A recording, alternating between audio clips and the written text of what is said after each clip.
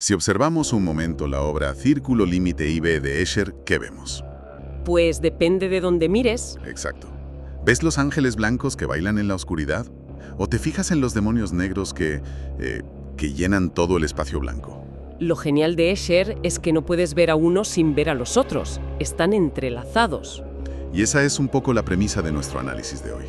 Esa línea, esa delgadísima línea que separa el bien del mal, y como a veces es mucho más permeable de lo que nos gusta pensar. Y nos lleva a una pregunta que plantea todo el material de Philip Zimbardo, que es ¿hasta qué punto nos conocemos de verdad?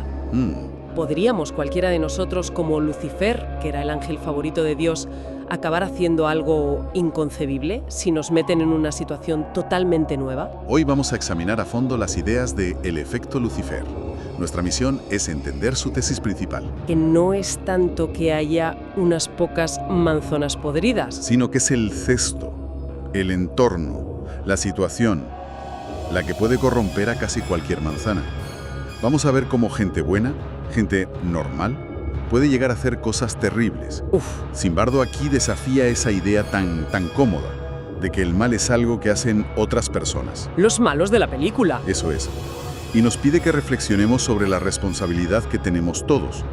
Su argumento es que la maldad no es necesariamente una cualidad interna, lo que en psicología llaman disposicional. Sino que es el resultado de fuerzas externas muy potentes, o sea, de la situación. ¿Y esas fuerzas cómo funcionan? Pues actúan a través de varios procesos psicológicos. Uno es la desindividuación, Vale. que es cuando el anonimato te hace perder tu sentido de la responsabilidad. Otro, la obediencia ciega a la autoridad, que bueno, ya la conocemos por otros estudios. Sí. Y quizá el más potente de todos, la deshumanización. Un proceso mental que, básicamente, despoja a otras personas de su humanidad. Y te permite tratarlas como si fueran... Objetos, o enemigos, o animales, lo que sea menos personas. Esto de la desindividuación me suena muchísimo a lo que pasa hoy en día en Internet. Totalmente. Alguien con un perfil anónimo en una red social se siente libre de decir barbaridades que jamás diría cara a cara. Exacto. El anonimato es un escudo. Y Zimbardo esto lo sabía perfectamente. Por eso las gafas de espejo que les dio a los guardias en su experimento no eran un simple accesorio. Eran una herramienta. Eran una herramienta de desindividuación. Si no puedes ver los ojos de alguien, si no pueden ver los tuyos, es mucho más difícil conectar. Se crea una barrera al instante. ¿Vale? Has hablado de desindividuación, de obediencia, de deshumanización. Todo en abstracto. ¿Pero hay algún estudio que pusiera todo esto junto en una especie de cóctel explosivo? Lo hay. Y es el corazón del libro. El experimento de la prisión de Stanford de 1971. El famoso experimento. Famosísimo. Zimbardo y su equipo reclutaron a estudiantes universitarios. Todos varones, sanos, estables psicológicamente. Vamos, la normalidad hecha persona. ¿Y a cara o cruz? A cara o cruz. Cara, carcelero, cruz, recluso.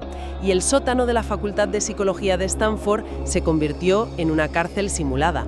Pero aquí viene lo interesante, porque el experimento no empezó en el sótano. No, para nada. Empezó en las calles de Palo Alto. La policía local colaboró, haciendo detenciones sorpresa, y muy reales. Imagina la escena. Es un domingo por la mañana. Un coche patrulla, sirena a tope, se para delante de una casa. Un chaval, Hubie Whitlow, es arrestado por robo a mano armada. Su madre alucinando, claro. Intenta explicar que su hijo es un buen chico, que a lo mejor es por unas señales de tráfico que robó con los amigos. Y los vecinos mirando por las ventanas, juzgando. El proceso de humillación, de confusión, todo eso empezó mucho antes de pisar la cárcel. Ese inicio fue absolutamente crucial. No era un juego de rol. No. Era una inmersión total y de golpe en una realidad nueva. A los guardias se les dieron uniformes, porras y, como decíamos, las gafas de espejo para que fueran anónimos. Y a los presos al revés. Justo. A los presos se les quitó todo. Sus nombres, su ropa. Se les puso una bata, un gorro hecho con una media. Y se les llamó por un número. Y las instrucciones de Zimbardo a los guardias fueron, digamos, ambiguas a propósito, ¿no? Deliberadamente ambiguas. No podían usar la violencia física, pero sí tenían que crear una atmósfera de impotencia, de frustración, de miedo. De arbitrariedad. Sobre todo. El objetivo era ese, despojarlos de su individualidad. Me cuesta creer que esto pasara tan rápido. ¿De cuánto tiempo estamos hablando? ¿Una semana? Menos de 36 horas. ¿En serio? Menos de 36 horas tardó en producirse la primera crisis nerviosa grave. La transformación fue brutalmente rápida. Los guardias, que eran estudiantes pacifistas días antes, Se volvieron sádicos y muy ingeniosos en su crueldad. Los despertaban de noche para recuentos que duraban horas.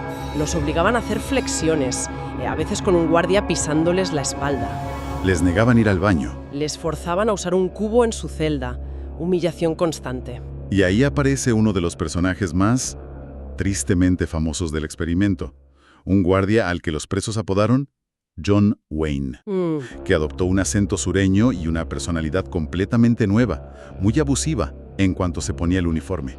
Era como si el disfraz le diera permiso. Ahí tienes un ejemplo perfecto de desindividuación en acción. Él no era John Wayne, pero el uniforme y el rol le crearon un personaje que se comió a la persona real. Se liberó de sus propias normas. Es increíble. Y no es un caso único, ¿eh? El libro lo compara con un reality británico, The Edwardian Country House, ¿Ah, sí? donde un arquitecto de 65 años que hacía de mayordomo se quedó horrorizado al ver lo fácil que fue para él convertirse en un tirano o un autócrata, simplemente porque el rol le daba un poder absoluto. El experimento se fue de las manos por completo. Totalmente. A las 36 horas, el recluso 8612 sufrió esa crisis emocional, gritando de rabia y desesperación. Y luego, otro recluso, el 416, Que era un suplente que entró más tarde. inició una huelga de hambre. Se negó a comer unas salchichas, pero en lugar de que los demás lo vieran como un héroe, se pusieron en su contra. Y ese es un detalle psicológico clave, porque los guardias les ofrecieron un trato. Les dijeron, si conseguís que el 416 coma, os devolvemos las mantas. Y los presos empezaron a gritarle, a insultarle. ¡Come! ¡Come la salchicha! Madre mía. Zimbardo señala que preferían sus mezquinas comodidades a defender la integridad de su compañero. El sistema ya los había roto.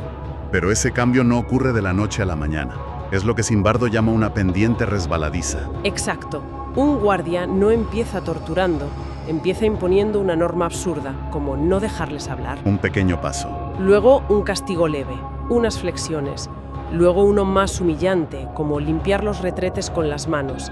Cada paso justifica el siguiente, y sin darte cuenta has recorrido un camino que jamás habrías imaginado. La maldad se construye con pequeños pasos. No con un gran salto. Pero no solo los estudiantes se transformaron, el propio Zimbardo cayó en su propia trampa, ¿no es así? Totalmente. Y él es el primero en admitirlo. Dejó de ser el director del estudio para convertirse en el alcaide de la prisión. Exacto. El momento clave fue cuando surgió un rumor de un plan de fuga. Su reacción no fue la de un científico observando un fenómeno. Fue la paranoia de un alcaide. Se obsesionó con proteger la prisión. Movió a los presos de sitio, intentó pedir ayuda a la Policía Real de Palo Alto. El sistema que él mismo había creado se lo había tragado por completo. El experimento al final tuvo que ser cancelado. Tras solo 6 días de los 14 previstos, sí. Y la intervención de Christina Maslach, que era una colega de Zimbardo, fue el detonante. Fue clave. Porque ella no estaba metida en esa realidad. Llegó de fuera, vio el horror con ojos limpios y se enfrentó a él. Le hizo la pregunta que lo cambió todo. ¿Qué les estás haciendo a estos chicos? De acuerdo. La historia es increíblemente potente, casi una leyenda de la psicología. Pero, ¿hasta qué punto es científicamente sólida? Porque ha recibido muchísimas críticas a lo largo de los años, ¿verdad? Muchísimas. Y es fundamental mencionarlas. Los críticos más duros señalan lo que en psicología se conoce como características de la demanda. ¿Qué significa eso? Pues básicamente que los participantes no se estaban transformando de forma espontánea, sino que estaban actuando, interpretando el papel que creían que los investigadores esperaban de ellos. Ah, vale. Se han recuperado grabaciones donde Zimbardo, antes del experimento, instruye a los guardias. Les dice explícitamente que su trabajo es crear una atmósfera de opresión y de miedo.